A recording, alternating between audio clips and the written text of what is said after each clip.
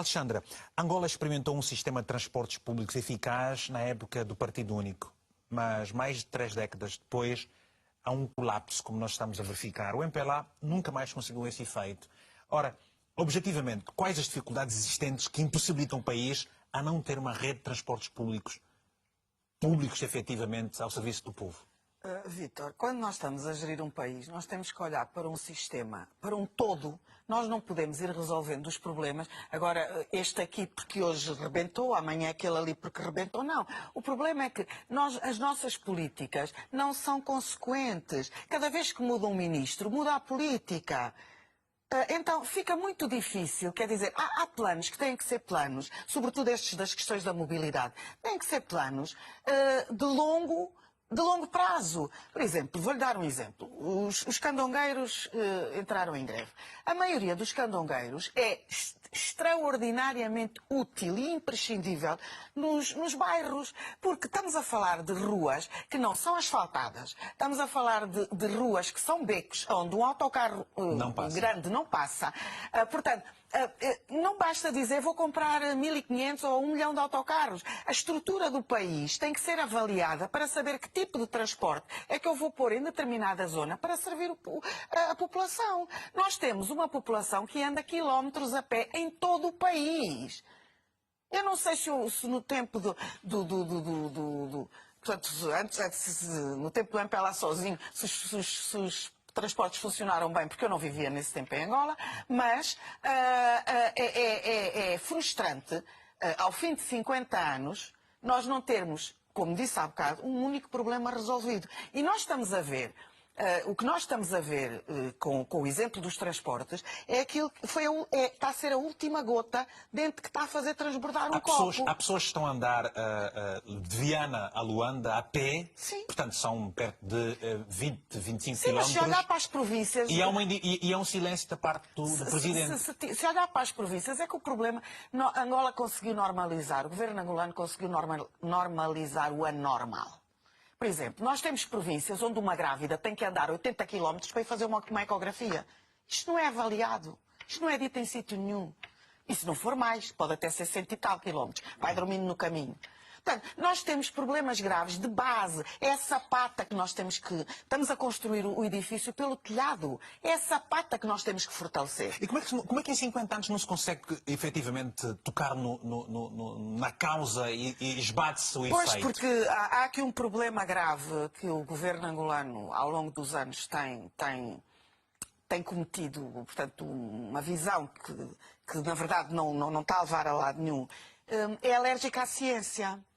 Não é? Nós temos universidades em Angola. Mas há muitos doutores, não é? Nós temos universidades em Angola que hoje estão estruturadas, que têm bons professores, que fazem estudos, que todos os anos produzem informação. Mas essa informação não é levada a peito. Essa informação não é consequente. Portanto, o governo não... Aliás, basta ver quando essa informação é colocada ao dispor, portanto, é publicada, e os membros do governo e entidades portanto, ligadas ao setor, aos diferentes setores são convidados, e não aparece ninguém. Uhum. Portanto, isto significa que não há aqui uma como é que eu ia dizer? Ouvido de mercador. Primeiro é assim, o governo angolano, ele até ausculta as pessoas.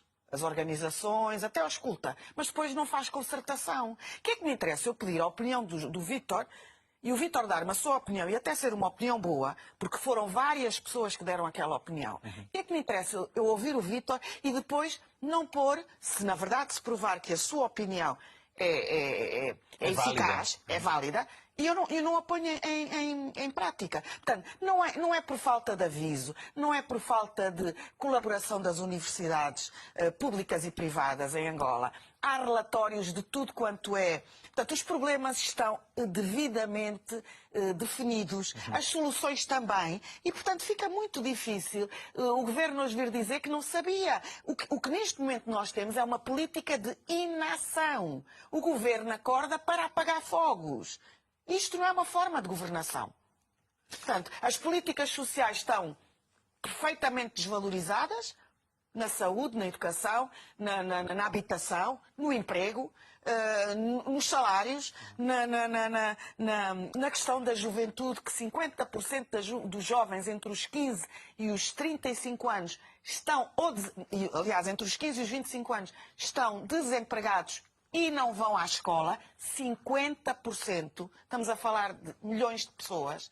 Portanto, há aqui um momento em que isto não tem como correr bem. Portanto, ninguém aqui está a aplaudir o vandalismo. Até porque hoje nós temos consciência, e foi dito pelos manifestantes que fizeram, portanto, que tiveram a manifestar-se por causa do aumento dos combustíveis, que houve infiltrados, não é? Portanto, para fazer determinadas coisas. Não sabemos se é verdade, se é mentira, porque não temos provas, mas é isto que se diz. Agora, o que é preciso pôr, o dedo que é preciso pôr na ferida é perguntar ao Governo o que é que se passa que em 50 anos não conseguiu resolver um único problema básico. Essa é a resposta que não se consegue obter. E depois, de repente, com estes problemas todos, nós vemos o Ministério dos Transportes a dizer que vai fazer 1 metro de superfície, num país que não tem esgotos, que quando chove o lixo passa por cima da estrada, o metro de superfície vai andar em quê? Não é? Com um país que tem dificuldades ainda significativas de energia. Não é? Depois vieram com o teleférico, depois vêm com...